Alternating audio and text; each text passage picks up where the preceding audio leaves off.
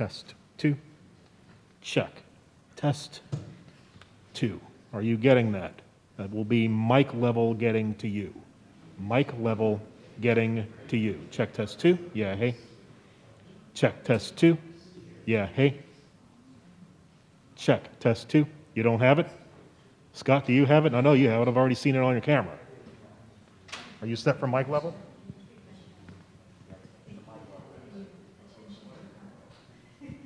Check test 2. Yeah, hey. Okay. Check test 2.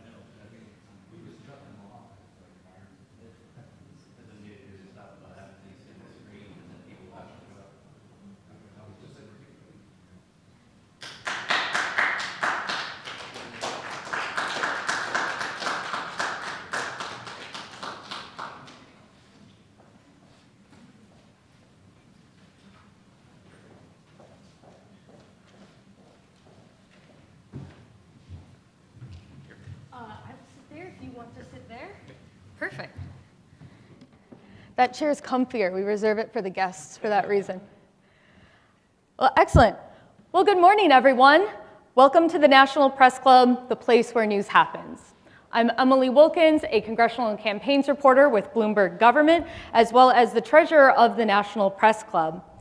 Today, we are joined by Prime Minister Andrew Holness of Jamaica, as well as Ambassador Marks, Foreign Affairs Minister Johnson, and Consulate General Wilson. Welcome, all of you, to the National Press Club. Prime Minister Holness will speak today on the opportunities for U.S. Jamaica cooperation as we commemorate 60 years of diplomatic relations between the two countries. We are accepting questions here at the National Press Club and via email at press.org. So HEADLINERS @press.org. Please send any of your questions there. Put Jamaica in the subject line, and if you see me looking at my phone, rest assured that I am looking at the questions that have been sent. I'm not checking Twitter. The last month was a very eventful one for our Caribbean neighbor. Britain's Prince William and his wife Kate, the Duchess of Cambridge, were on a visit to the former colony and received a rather cool welcome as Prime Minister Holness announced his country's intent to seek full independence from the United Kingdom, and coalitions of prominent Jamaicans demanded reparations for slavery on the island. On Wednesday, Prime Minister Holness met with Vice President Kamala Harris, becoming the first Jamaican leader to have a working visit to the White House since 1995. He came away with a promise of $20 million over 5 years for economic development, $10 million for crime prevention programs, and a pledge of continued assistance with the COVID-19 pandemic. Today, we are looking forward to hearing more from the Prime Minister about his plan to secure Jamaica's prosperity and growth amid social and economic challenges, including crime, weapons trafficking, poverty, energy security, and the pandemic. Mr. Prime Minister, welcome to the Press Club. The floor is yours.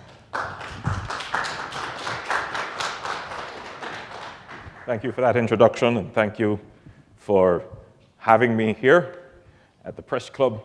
It's really a distinct honor, and thank you for coming. Jamaica will be celebrating its 60th year of independence from Britain. I noticed you started out with the visit of the royals, and they were warmly welcome in Jamaica. The royals do have celebrity status, and our people wanted to see them, meet them, greet them, feel them, shake their hands. But there are, obviously, unresolved issues in countries like Jamaica, former colonies. And those issues are largely put into the considerations of reparations. And that is a live subject in Jamaica. And just to be clear, Jamaica has put in place an institutional mechanism to engage the United Kingdom and other countries in this discussion, this discourse about reparations. But the government of Jamaica is also looking on its own evolution as a nation state. We got our independence in 1962, which meant that as an independent nation, we took care of our own affairs. One remnant of that era is that the Queen of England is also the Queen of Jamaica, represented in Jamaica by a Governor General, who is the head of our state. I am merely the head of the executive of the state, the head of the government. Our discourse so far, as it relates to the change in our status as a constitutional monarchy, is about the removal of the Queen as the head of the Jamaican state. And I believe, like many people have, that with the passage of time, the growth of new generations, there is obviously a distance in this consideration. And most Jamaicans now believe it is time that we install our own head of state. And that process has also begun. We've put forward a process to examine our constitution, to look at our laws, and to ensure that when we do it in the proper, in the correct way, which would include a referendum, so that our people can have a say in what the final architecture of our nation is. And so we have put in place a well-thought-out, well-structured pathway towards treating with our full independence in terms of defining, who should be the head of our state, and in terms of dealing with the issue of reparations. We don't let these issues detain or detract us from what the critical issues are, because these are changes in form, but the real functionality, the real issue is how do we secure prosperity from our democracy, from our freedom, and from the structure of our governance arrangements. That's the real core issue for us. And as Prime Minister of the country, I've never been distracted from that core issue. So yes, there is a raging debate in Jamaica about our political independence and state as a nation. And it is a concern, a discussion that ought to be had, and we've put in place the mechanisms to treat with that. But the real discourse, the real discussion is about our economic independence when we look at it. Jamaica meandered for many decades in the wilderness of economic distress, of poor fiscal management, which resulted in high debt. Of course, we can never ignore the fact that there have been unfavorable external circumstances which would have also impacted on our high debt. But the truth is, Jamaica has borrowed to develop. And then we still did not develop significantly.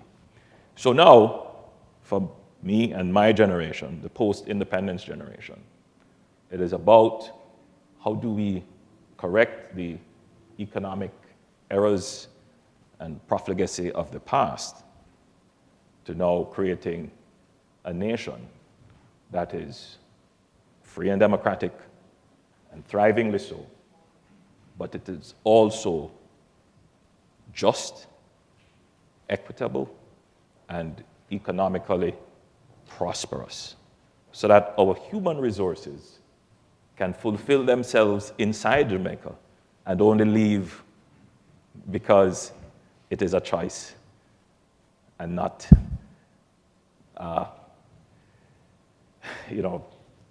something they have to do for their economic survival. And that is the real challenge. How do we make Jamaica into the Singapore of the Western Hemisphere? That is a real discussion. Now, there are many entry points in history where Jamaica had the inflection to do that, where things were aligned for Jamaica to take off.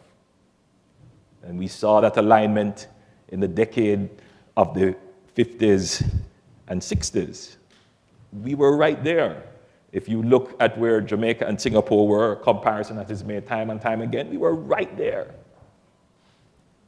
Singapore took the inflection and looked about their economic independence, and we took another inflection and meandered off. And we have paid the price for it. We have. Now, Jamaica is taking a very practical approach to its development. We recognize that regardless of the geopolitical issues that may exist in the world, the exogenous shocks that we have to withstand, things that happen over which we have no control or caused, But in spite of those issues, we recognize that it is important for us to build strategic partnerships with our neighbors and friends. That we have to use our presence on the global stage, we have to use our foreign policy to support our economic development. And that is what this trip is all about. Jamaica is a democracy by standards of universal adult suffrage now for more than 76 years. Jamaica is one of the 25 oldest democracies in the world. And I dare say that Jamaica is the oldest black democracy in the world. There is no question that Jamaica and the United States have shared values, shared ideals, and shared interests. But we've never been able to leverage that for our economic development. Jamaica exists in a neighborhood which we like to think of as a neighborhood of peace. And it is largely so. But you do see signs that there are potential for conflicts, and it is not an entirely democratic region in its composition. And it is a region that is open to many threats, primarily because of the inability of many states to control their borders and their territorial domains, particularly maritime domains.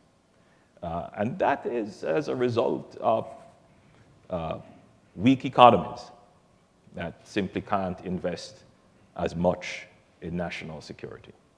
And that leads to the emergence of a kind of threat from narco elements that are evolving not just street crime level, but are evolving to corrupt governments and take control of governments, which could evolve into a narco-terrorist kind of activity, which we have to pay close attention to.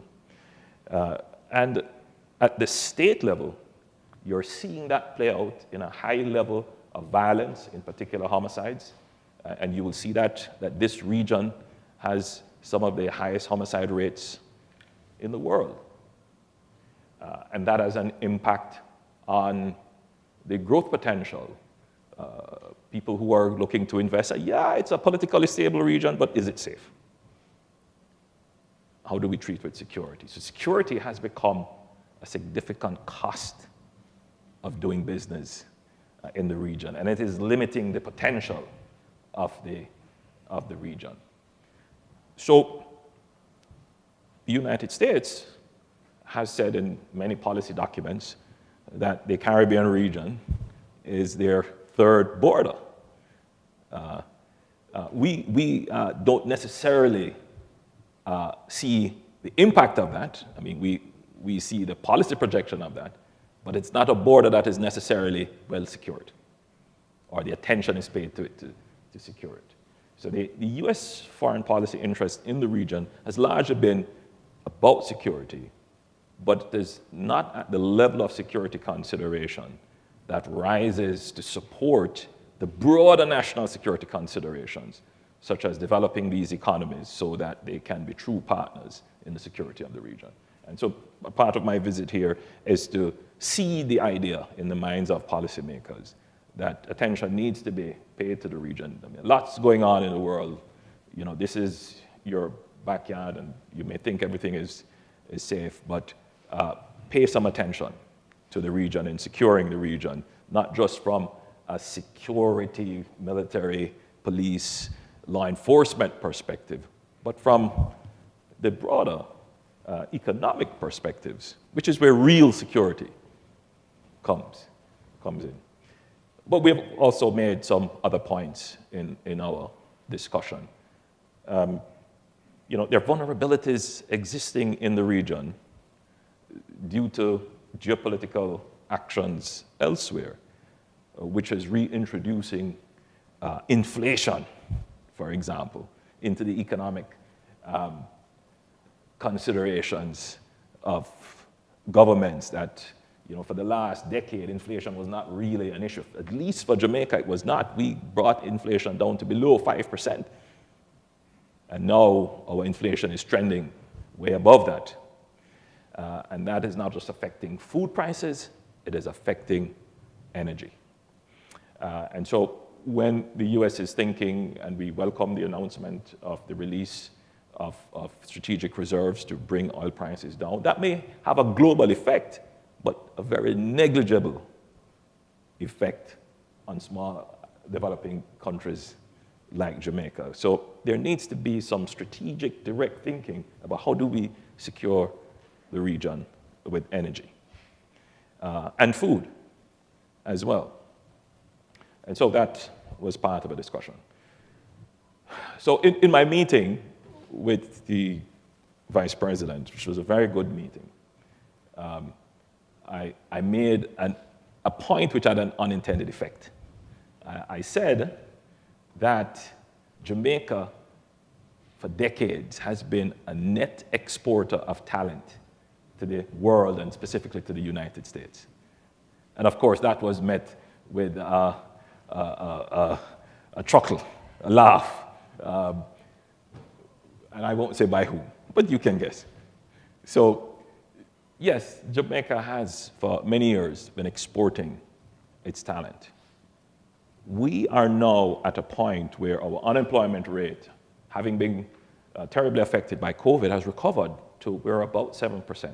Now, at 7%, you're very close to full employment. If we're going to grow, we're going to need not just labor, we're going to need talent.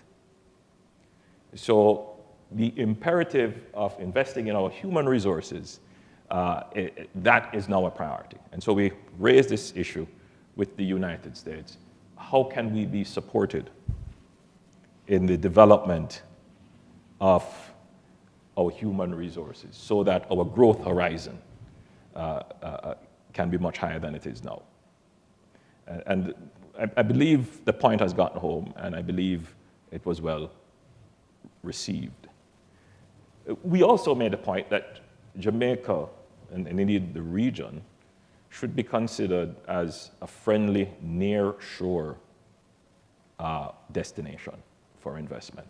There is no question that there would have to be strategically a realignment of production and logistics capacity closer to the region in territories that are less likely to give geopolitical concerns. And Jamaica is a prime destination. But for us to be that prime destination, we need the human resources to support that. So I believe those two things can be placed in a strategic dialogue to see how we can make Jamaica the strategic location for nearshore operations, both in terms of logistics, in terms of light manufacturing, in terms of creative industries and content creation, in terms of cyber and software development, and in terms of knowledge businesses. And that's the direction and thrust.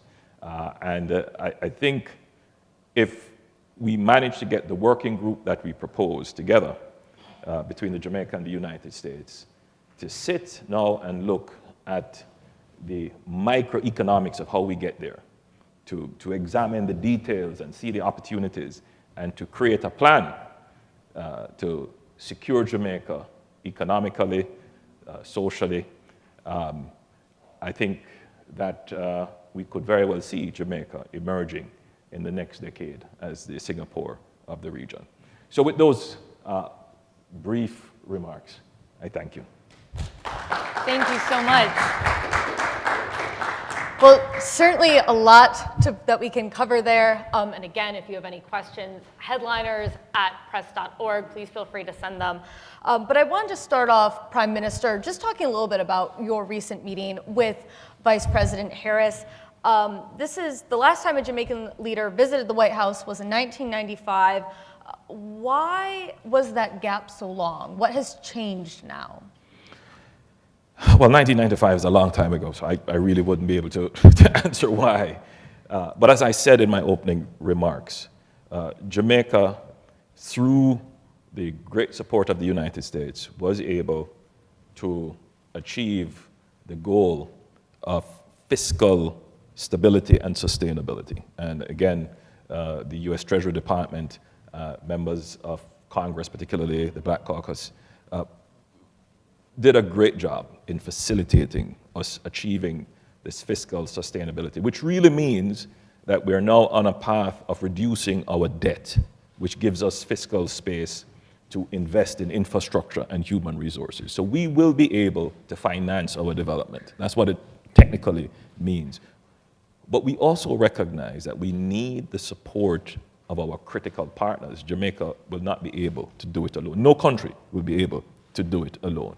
And we can't sit in Jamaica and be bogged down by kinds of, I would think, outdated political considerations. We need to look forward, be practical, be strategic, and work with our neighbor, which is in the strongest economy in the world. I think the question should be asked, why has it taken so long? And why hasn't the region benefited more from its proximity to the most powerful economy in the world? Well, I know that both the White House and your office, they've characterized this visit as one to improve diplomatic relations with Caribbean nations. I mean, why has this relationship fallen short? Why hasn't the U.S. and Jamaica worked closer together? Look, the U.S. and Jamaica has worked closely together. The people-to-people relationship between Jamaica and the United States is very strong. We estimate that there are about 3 million Jamaicans living in the United States. There are about 3 million Jamaicans living in Jamaica. So you can't get stronger than that. So people-to-people, very strong. Government-to-government, there needs to be work done. And there are many reasons. I mean, from our perspective looking on, the U.S. interests can be very narrow. It could be narrow on security. And because it's narrow in that perspective, it might not be facilitating as much for the other concerns that small island developing states have. And I think there has to be a kind of change in how small island developing states look at their engagement with the United States and other countries. You know, I've taken a position that we need to demonstrate that we're taking charge of our own affairs. And that first step is to show that we will manage our resources and our finances in a fiscally responsible way so that we can, as I've said, finance our own development instead of borrowing to develop or seeking grants to develop. And I think once there is that maturity in addressing these issues, then we can say to the United States, whose structure and response is quite different from other countries. Your response for investments, for example, come through the private sector. And so there has to be a strategic engagement to say to government, facilitate in the sense of giving access, directing policy, creating legislation. But at the same time, small island developing states need to be able to present economically viable opportunities to the private sector of the United States to come in and invest. And I think we're taking that strategy now. We did mention that Vice President Harris did mention that she was giving Jamaica the $20 million for economic development. How are you going to be using that to become the next Singapore? So specific, again, I don't want to pay too much attention to the specific of what was granted. It is very meaningful and very welcome. And that is for development of commerce in a specific area. And that was $20 million. She also mentioned $10 million for youth engagement, which is part of our human resource development. There was assistance mentioned for COVID-19 response, and there was some assistance for CARICOM in general for energy. And so that's great. But the big headline is the agreement for a strategic dialogue and the formation of a working group. That's what we are interested in. That is what we want to see. It's important to change the narrative about the region, what we stand for, what we want to accomplish. And I think that's really where I would want to be focused. And so the narrative then that you want to see for the region would be the next Singapore, would be, how would you define that narrative? How do you want people to view Jamaica? You know, the use of Singapore, you know, as an example, yeah, as a metaphor for what we intend to accomplish, is that if you stop to think of it, you know, there are very few new democracies or developing democracies that have transitioned to developed country status. And that says a lot about democracy. Is democracy taking too long to convert to prosperity for the people who live in democracies?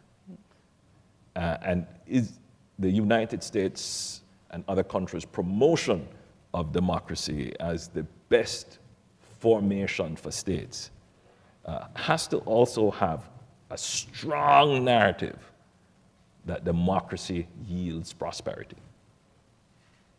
And I think whilst Jamaica is an institutional democracy, we will never change. Our people love their freedom, believe in civic participation. That will never change. But people are now frustrated.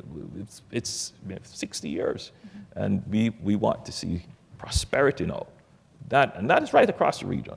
And the lack of prosperity has caused an entrenchment of, you know, social issues. For example, high homicide rates, which are prevalent across several countries in the region. Crime, the entrenchment of crime, and corruption issues as well. So when you mention about democracy not necessarily quickly leading to prosperity, you don't seem to be implying that Jamaica doesn't want to be a democracy. No, obviously. Jamaica, as I said, I've been very clear with that.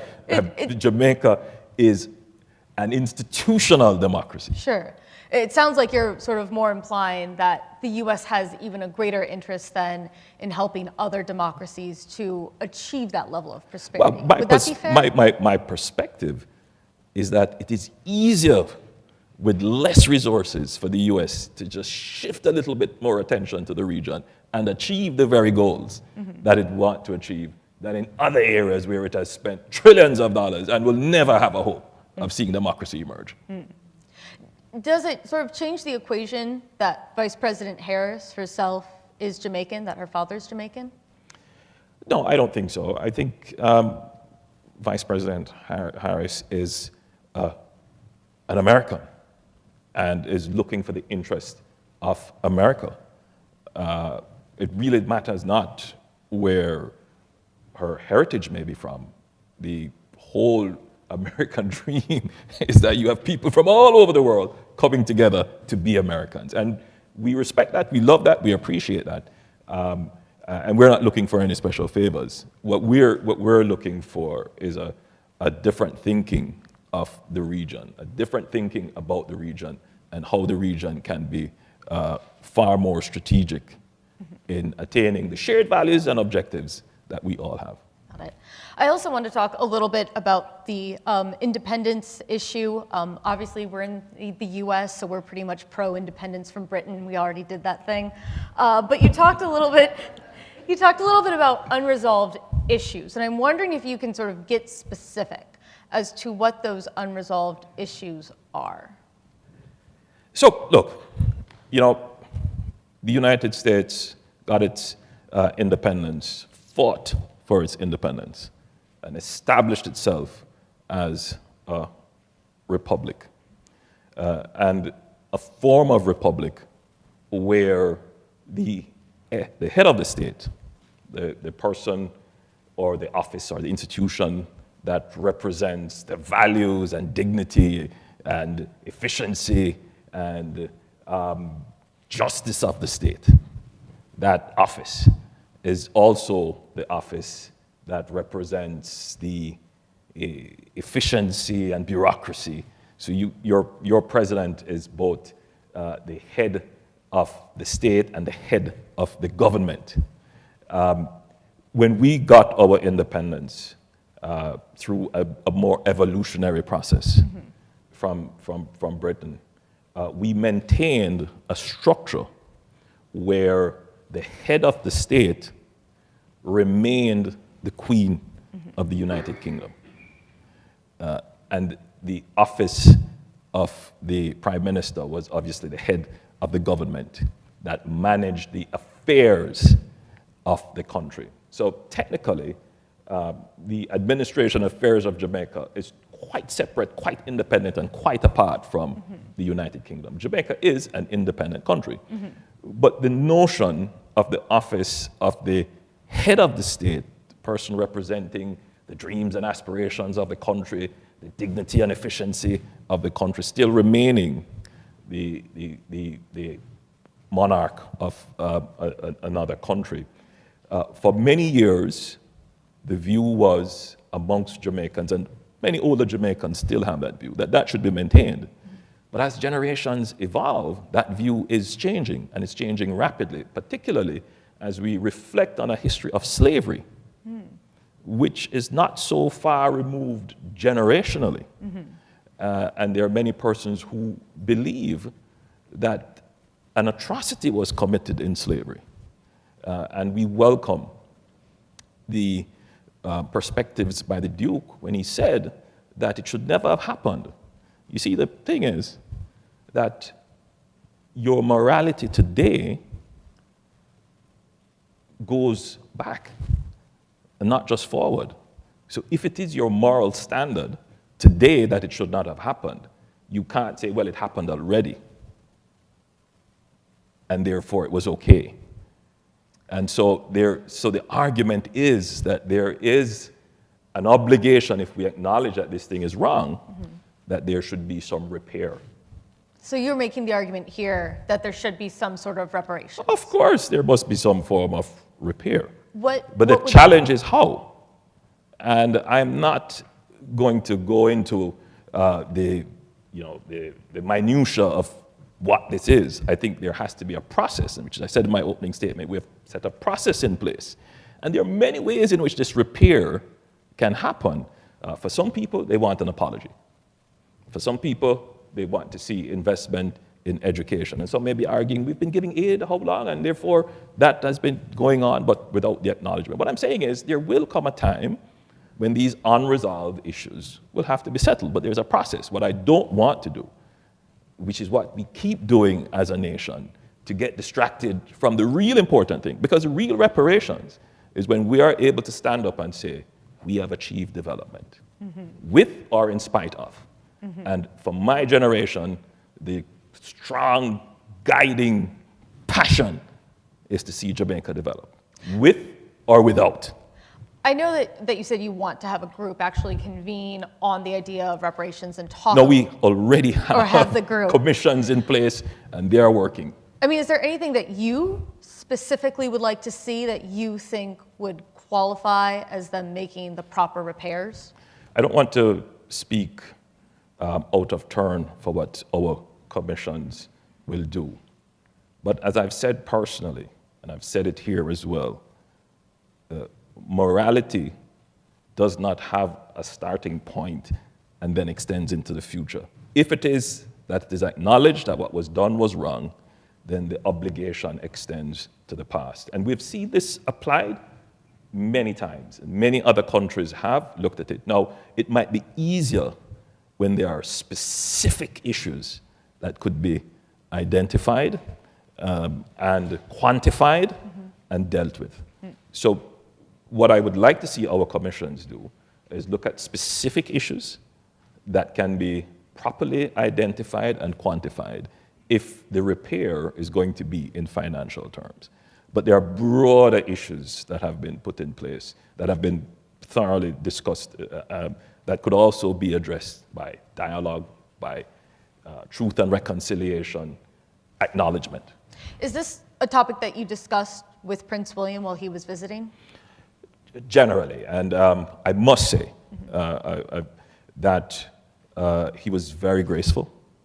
I think they understand the issues at play, and they're very respectful of what is happening in countries like Jamaica. And I wish to point out here that, our evolving process will make us no less a member of the Commonwealth. We will continue to be strong partners and participants in the Commonwealth. Our system of government, our system of laws, our customs and practices have served us well, and we will continue to be a part of that community. So if I can kind of square what you just said with your initial answer, it sounds a little bit like the idea for Jamaica to become a republic, to solidify the sort of ceremonial head of the executive and the actual head of the executive. Part of that has to do... we will not bring those together. What we will have is a head of state that is Jamaican, but we will continue to have that separation with the head of government being separate from the head of state. I see. And so this seems to sort of play into the idea of setting forth a new narrative for Jamaica. Yes. That's sort of all, the being a republic is a part of that, the financial development is a part of that, sort of reframing how the U.S. sees Jamaica and how the world sees Jamaica. Precisely. Got it. Moving on then, I did want to ask a little bit, particularly about the crime, because you mentioned the high homicide rates, you mentioned the concerns about the security. That does seem to be an impediment to have people really view Jamaica as a place where they can invest and they can engage in. What needs to be done to address the security concerns in Jamaica? Well, Jamaica first and foremost needs to take responsibility for its own security. And so we're not looking for anyone else to secure Jamaica's space. And we have done that. We're changing some of our laws, which the risk-reward for crime in Jamaica, I think, was too low. So criminals, especially organized crimes, who calculate their risk, would say, yeah, it's easier to commit crime. So we need to tighten up our law enforcement space, and we are doing that. We need to put more resources into law enforcement and our justice system. And this administration in Jamaica, more than any other administration, is spending significantly, whether it is increasing the capacities of our Coast Guard to manage our maritime and airspace, or increasing the capacity of our police force with vehicles, technology, and better working conditions. We have been doing that. But there is also a conversation that has to be had about violence. And violence has become a currency of social transaction. And there is no question that it has its roots in our history of enslavement. And we have not had, as a society in Jamaica, had this conversation about violence and why has violence become so ingrained. It's not a Jamaican problem alone. I mean, there are other countries with that problem. And we intend to do that. So I have established a commission on violence, so that we can see how to change our legislation, how to change our education system and our justice system to treat specifically with the epidemic of violence. And it means, of course, dealing with specific issues such as violence against women and protecting women, domestic violence, violence against children, and all of those things are being addressed. So we're taking a comprehensive view on the issue of crime and violence. I mean, for you, what is the biggest issue, security-wise, crime-wise, that Jamaica's facing right now? Because I feel like we've listed a number of them here in terms of, you said violence, you said women, you said children, but there's also been concerns with in terms of our national security, yes, at present? What's the one thing you think is like the biggest impediment for people investing in Jamaica? So the general level of crime, though crime itself is low, homicides are high. And so that becomes the headline. And so people see crime and violence, but crime generally is low. Homicide is high, and homicide is the ultimate expression of violence. And so for us, we need to treat with that. We need to bring our murder rates down. And I think that would be a massive win, because the murder rate is being driven by gangs. The gangs are economic formation. The problem is, for law enforcement and sociologists, we tend to treat it more as a social formation. Yeah, that might be the case. But the real issue is that they're economic enterprises, and they're being driven to carry weapons, human trafficking, and drugs. And Jamaica, by virtue of its geographic situation, is a prime destination on close to all trading routes for transnational activity. So from a strategic point of view, we need to be able to control our maritime space, control our airspace, control our borders, treat with the entry of illegal guns into the country, dissuade traffickers, whether human traffickers or drug traffickers, from coming into our territory and cutting off the economic enterprise that they form for gangs in Jamaica, which result in murders. Mm-hmm. We're getting a couple of questions in. I did mention, of course, the email, but there are also cards, I believe, that are around the room. And if you want to fill those out and pass those to Kate over there, she can get them up to me. But we have a question. How is Jamaica working with the U.S. Coast Guard, the Navy, and other military units to keep the Caribbean safe? Jamaica has a very strong relationship with Southcom and the U.S. Coast Guard. We do joint operations. You would have seen in our papers several interdictions of drug traffickers, and that is an ongoing exercise. With very, very strong cooperation with the United States. My personal belief is that more can be done, and if Jamaica were more equipped with maritime patrol aircrafts and offshore patrol vessels, far more could be done in hardening that space and make it much more difficult for trafficking to take place. We also have a question about China. U.S. military officials have expressed concern about Chinese infrastructure investment in the Caribbean, naming a highway project in Jamaica specifically. Is this concern warranted, and what does competition between the U.S. and China mean for Jamaica's foreign policy? Totally unwarranted. Jamaica has a strategic investment and development relationship with China. Jamaica has, by virtue of our policy of good fiscal management, our debt profile with China is, our debt to China is 5% of our total debt, and it's not going to grow. Like we're not intending to grow our debt with any other country. So I think it's totally unwarranted, the concerns that have been expressed.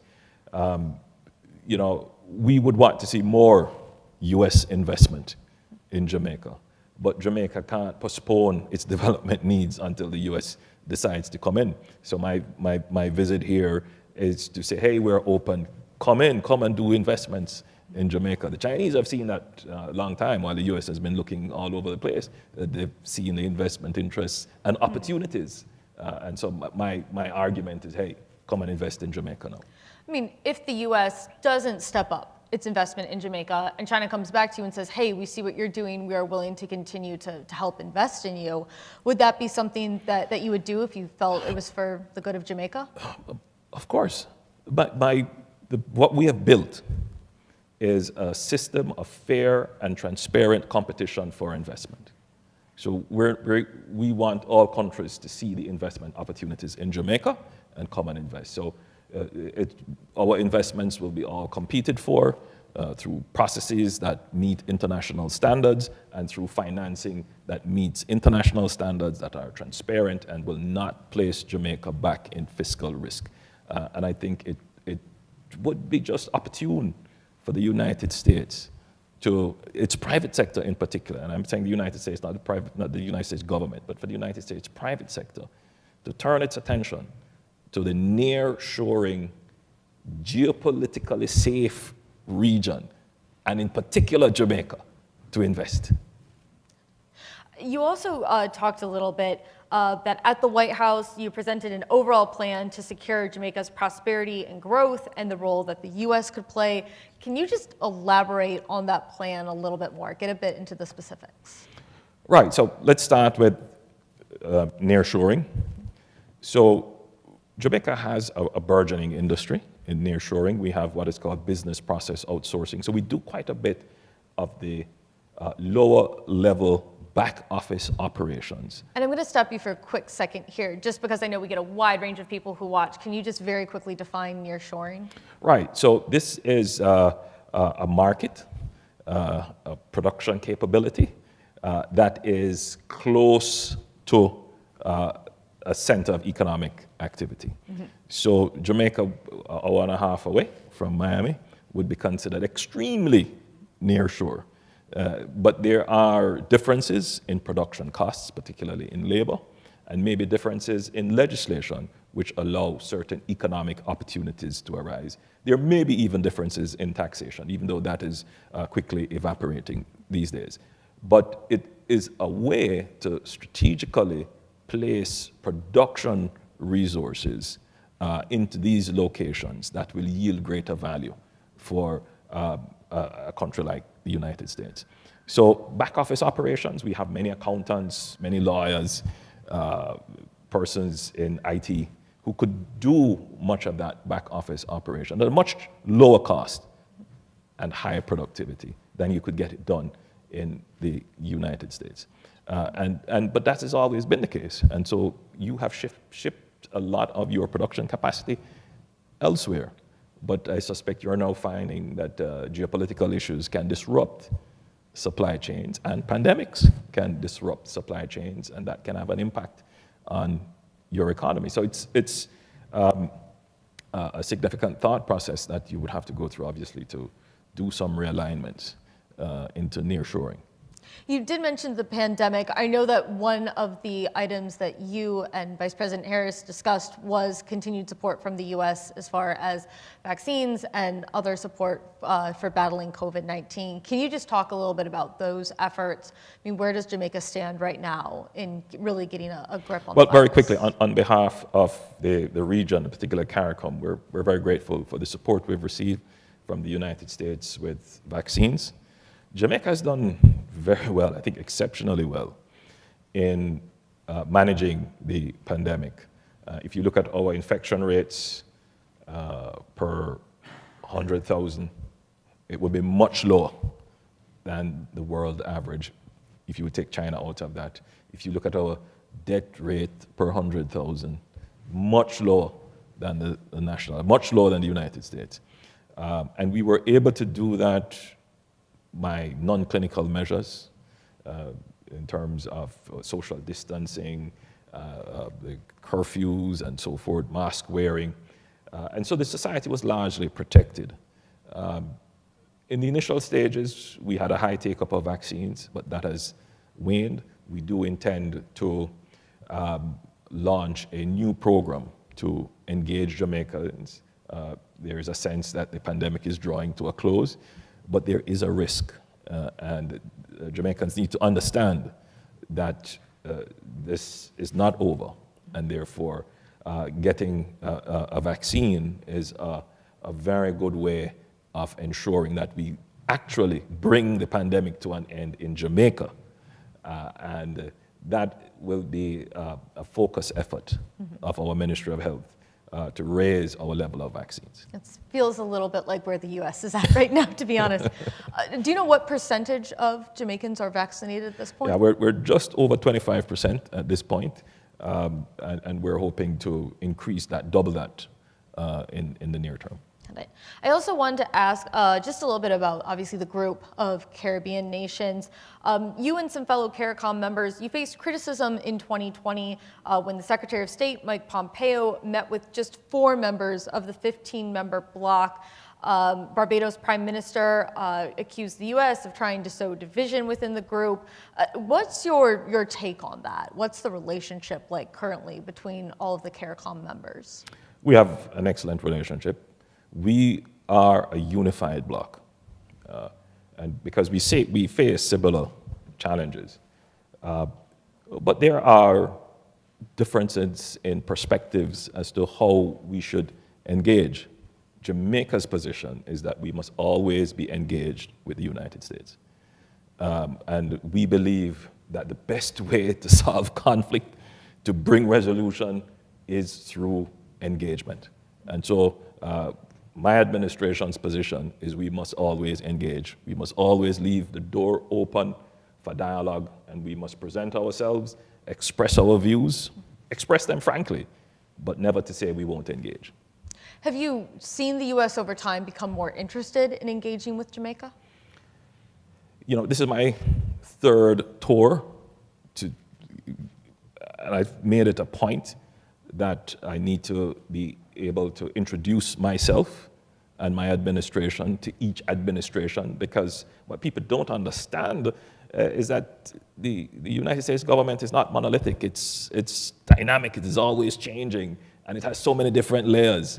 And so for a small country, you can be overlooked, and you need to be always upfront and present. So you need to speak with the Congress, you need to speak to the Senate, you need to meet with the executive, you need to talk to the secretaries, and sometimes you may have to dispense with protocols and walk the halls of power and speak to the people so that you are known and understood, and that will inform policy.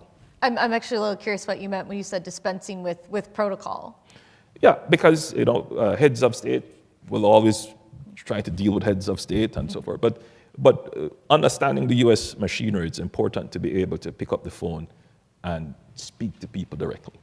Have you found anyone particular within the U.S. government that has seemed particularly focused on assisting Jamaica at this point, either in this administration or there are many ones? people who are focused and many friends, but it would not be protocol for me to call their names. I don't know, you said you break protocol, just testing the waters here. So would it be safe to assume then that this isn't probably going to be your last trip to the United States? It would be unsafe to assume that. And I did want to go back to just sort of the start of our conversation when we were talking about the finances, when we were talking about the future of Jamaica. I mean, what do you sort of see as the next steps in the near term for what Jamaica needs to do to become what you're envisioning it as? So first and foremost, we need to have a plan to treat with the geopolitical and pandemic disruptions that are causing immediate threats to our economy through inflation and supply chain disruptions. So that's something that we've raised in all our meetings at all levels of the government that we have met with. Secondly, we need support, facilitation, fast tracking of our plan for our human resource development. The human resource development element is critical to the other element, which is to developing Jamaica as the friendly nearshore hub and a focus on the digital society and cyber. So those three elements, the security, the human resources, and the nearshoring, are where we are at this point. Well, I think we are sort of in the range of wrapping up. I don't know if we have any other additional questions at this point. I think I'm wondering also one more thing. What is sort of your big takeaway from your trip to the U.S.? Are there any particular moments or things that, conversations you had, things that you learned that you really consider one of the highlights of this most recent trip? No, I mean, clearly there is a concern about democracy in the world, and whether or not democracy will be the enduring form of government. I think what the U.S. is realizing, especially in this era, is that democracy is not an inevitable state of nations, and that much more work needs to be done to ensure that democracies can transition into prosperous entities. Well, it's a very strong pitch for Jamaica. Before we conclude today's discussion, I just wanted to take a moment to thank a couple people at the club. Headliners co-team leaders Donua Limon-Leger and Lori Russo. Also a huge thanks to the club communications director, Kate Hulster, as well as the club executive director, Bill McCarran. One more final question, unless I get something via text or get a little sheet up here. But I wanted to see if you wanted to just make your pitch to Americans who are, having restrictions lifted, looking to visit some other countries. Yeah, Jamaica is Why open. Jamaica? Jamaica is very much open, very safe, and still the greatest fun you will have for a trip, for vacation, obviously. But I also use it to make a pitch that Jamaica is the undiscovered gem for investment. And we would encourage Americans to come and invest. And I'll also make a pitch to our diaspora that is here. Take a second look at your home country and start making your investments there. Make it early. Well, Prime Minister, thank you so much for joining us. Pleasure is mine. The final thing I do will present you with the official National Press Club mug. Did we have any Jamaican gold for you? I believe we have some coffee for you. All right. I will do Jamaican coffee any day.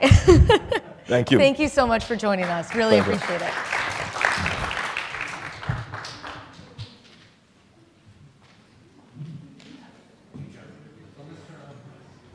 Sweep it up this way.